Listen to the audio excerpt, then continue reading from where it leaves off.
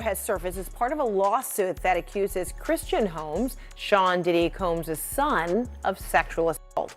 The music mogul is not accused of sexual assault in the lawsuit, but is included over allegations of liability and aiding and abetting. The lawsuit cites audio from a makeshift recording studio on the yacht where the alleged assault happened. This is the latest in a series of lawsuits filed against the rap mogul and businessman. Both men, father and son, deny the allegations against them. CNN national correspondent Camila Bernal joining me live with details on this. Camila, what more are you learning? Hey, Fred, so in this audio that CNN has listened to, you can specifically hear the accuser who alleges that she was being forced to take charges against Combs on Tuesday that alleged he abused, threatened, and coerced women and others around him to fulfill his sexual desires, protect his reputation, and conceal his conduct. Prosecutors said that Combs, that's P. Diddy, that's his real name, carried out his scheme by relying on the employees, resources, and influence of the multifaceted business empire that he led and controlled, creating a criminal enterprise whose members and associates engaged in and attempted to engage in, among other crimes, sex trafficking, forced labor, kidnapping, arson, bribery, and obstruction of justice. Prosecutors say that in times relevant to the indictment, Combs engaged in persistent and pervasive pattern of abuse towards women and other individuals. The abuse was at times verbal, emotional, physical, and sexual. The walls are closing in on one of hip-hop's biggest names. And this time, there may be no escape. Explosive new audio leaks have surfaced, sending shockwaves through the courtroom as damning allegations pile up against the once untouchable mogul. But the real twist. Reports of a full-blown meltdown behind bars suggest that the pressure is finally getting to him. Could this be the breaking point that brings his empire crashing down? Recent leaks have uncovered shocking details, with accusations spanning decades. What started as whispers in the industry has now become a full-scale legal nightmare, with allegations of racketeering, sex trafficking, and a secret network of coercion threatening to dismantle everything he built. Prosecutors claim that behind the glitz and glamour was a dark, calculated operation, one that relied on power, intimidation, and manipulation to silence victims. And now, the evidence is mounting. Inside the courtroom, the atmosphere is electric. Sources say that after hearing the latest revelations, the embattled mogul visibly broke down, unable to maintain the composed persona he once flaunted. Insiders from the detention center report that he had to be placed under observation due to emotional instability. While some say it's a desperate attempt to gain sympathy, others believe the weight of his alleged crimes is finally catching up to him. But it doesn't stop there. The leaked recordings have reportedly implicated other high-profile names. I think we all saw those headlines back in November 2023 of Cassie Ventura filing her lawsuit against P. Diddy. That's what got all of this steamrolling. And I've been following the case since then. And obviously we've seen in recent months, there have been so many lawsuits against Diddy accusing him of drugging, and more than 40 of those. And a lot of them do date back to the 90s. So I've been looking into that area of his career in particular, trying to find out more about the makings of P. Diddy, or Puff Daddy, as he was known back then, and trying to find out from people who used to work with him and people in his inner circle, were there potentially early warning signs about some of the allegations that we're seeing now? And as I mentioned, some of these allegations of drugging and assault do go right back to the start, igniting a firestorm of speculation. One clip allegedly features a global music icon acknowledging their presence at his infamous parties, raising new questions about just how deep this web of scandal really goes. So we told you from the jump that baby oil was a big thing in the whole Diddy scandal, that the Fed seized 1,000 bottles of baby oil. And it is the thing that people have talked so much about because it was such a bizarre... It's so odd. And remember, we spoke with Mark Agnifilo, his lawyer, on one of our documentaries, The Downfall of Diddy, on Tubi, and we asked him about it, and he didn't quite know what to say about it. He kind of made a joke about it. He kind of made a joke about it. Right. But now we know at least what one of the accusers in a civil lawsuit, a brand new accuser, a brand new one, is saying the purpose of the baby oil, and it's not what we thought. No, this accuser, who is filed as a John Doe, says that the baby oil. Could some of the biggest stars in Hollywood be scrambling to distance themselves before the truth comes out? Adding fuel to the fire, an insider who once worked closely with the mogul has stepped forward, revealing disturbing details about the inner workings of his world. He describes secret parties, hidden tapes, and a pattern of abuse disguised as entertainment.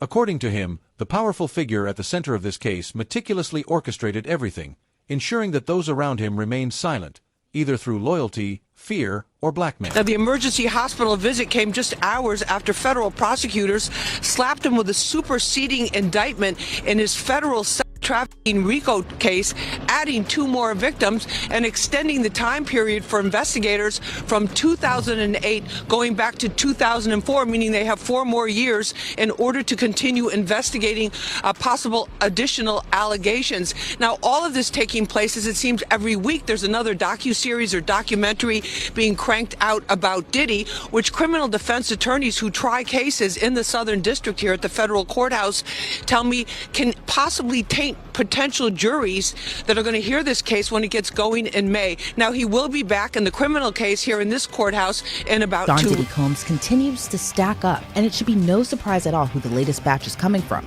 That, of course, being Texas-based attorney Tony Buzbee. Now, Buzbee made his mission clear back in October that his firm planned to file more than 100 lawsuits against the disgraced mogul. But now he's in a rush to meet a March 1st deadline. Why? Because that's the last day the law in New York allows victims of past sexual assault file civil lawsuits despite the statute of limitations being up. So let's break down the latest allegations. Now, we have to mention these accusers did not use their real names in the court filings. Instead, they are referred to as Jane or John Doe. In John Doe's complaint, he alleges he was drugged and sexually assaulted at an after-party in Los Angeles in 2015.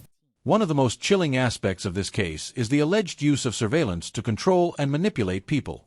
Reports claim that his properties, including private residences and studios, were equipped with hidden cameras, capturing compromising footage of celebrities, industry executives, and influencers. This footage, sources suggest, was used as leverage, potentially explaining the eerie silence from many of his former friends and associates. Behind closed doors, panic is reportedly spreading. Multiple sources claim that Hollywood elites are holding emergency meetings with their legal teams, assessing the damage and preparing for potential fallout. Could we see more lawsuits, more arrests, and more powerful figures dragged into this scandal? Some believe this case will be the catalyst for a massive reckoning in the industry, one that exposes a network of corruption. Continue our attention to a major headline taking place in New York City and the pre-trial hearing continuing on in this Sean Diddy Combs case. A pre-trial hearing taking place some 138 days before trial. Let's be joined right now here on the ground in New York by Fox 5's Lisa Evers. Lisa, thank you so much for joining us here on Live Now from Fox. What can you tell us about what took place inside that courtroom today? Well, Andy, everything so far is going very smoothly, but you can be sure that's going to change in the months ahead as they get close to that May trial date. But Sean Diddy Combs got a break today from the dismal lockdown atmosphere of the Metropolitan Detention Center in Brooklyn by appearing here in federal court for this pretrial hearing. Has just raised, I would say, a new issue, sort of new issue to the court, and we're going to address it right now. And it concerns, of all things, believe it or not, access to a laptop while he's in the Metropolitan Detention Center, the MDC, where he's currently locked up while he's waiting trial next year. And before I even go into the defense's letter, I said it was new, but really, this is an issue that has come up before. You see, Sean Combs' defense lawyers, they have argued that the conditions at the MDC make it incredibly difficult for him to properly review evidence in the case and prepare for trial. And yes, he has a constitutional right to prepare for his trial. But they have been arguing for quite some time that because of the incredible amount of material in this case, you really can't do it without a laptop. He needs a laptop to review everything. I mean, this is a massive case. And far beyond one individual. Meanwhile, prosecutors are ramping up their case, bringing in new witnesses and uncovering more evidence. Documents show that investigators have extended their timeline back to 2004, opening the door to even more shocking discoveries. The accusations paint a picture of an empire built on fear, with individuals allegedly coerced into silence while the music mogul continued to rise in power. With the trial date approaching, the stakes have never been higher. Legal experts suggest that if convicted, the music mogul could be facing a life sentence. But the real question is, Will this case finally expose the dark underbelly of the industry, or will the system once again protect the powerful? As Hollywood stays eerily silent, speculation is running wild. Some believe that key players are panicking, knowing they could be next in the line of fire. Others suggest that more bombshell revelations are coming, ones that could shake the industry to its core. One thing is clear, this is far from over. And with every new leak, every courtroom twist, and every shocking confession, the truth gets harder to ignore. Could this be the beginning of the end for one of the most powerful figures in entertainment? And the most chilling part? If these allegations hold weight, this could be just the tip of the iceberg. What if there are more victims, more tapes, and even more high-profile individuals involved? With whispers of federal agencies now expanding their investigation into other elites, one has to wonder, who's next? Stay tuned, because this story is only getting started. I'll tell you that yesterday in court, Sean Diddy Combs showed up smiling. His whole, well, not his whole family, his children, all of his children and his mother who traveled from Florida were there. Oftentimes he would turn around and look at them at the end of the hearing. He was blowing kisses at them and saying thank you. He was comforted by his attorneys.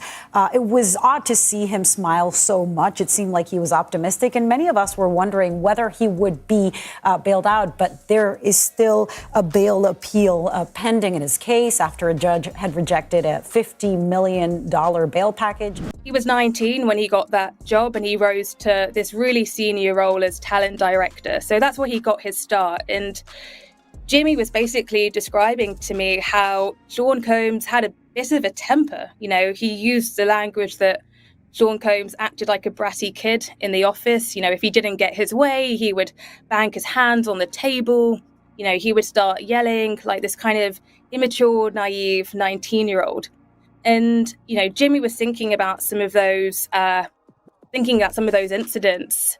And, you know, at the end of our interview, when I spoke with him, he sort of said to me something that many people have been saying. You know, they've been questioning, did I know the real Sean Combs, a man who has constantly reinvented himself over the decades? And he said something really poignant. He said to me, you know what, Rihanna, people could think that Sean Combs is a monster.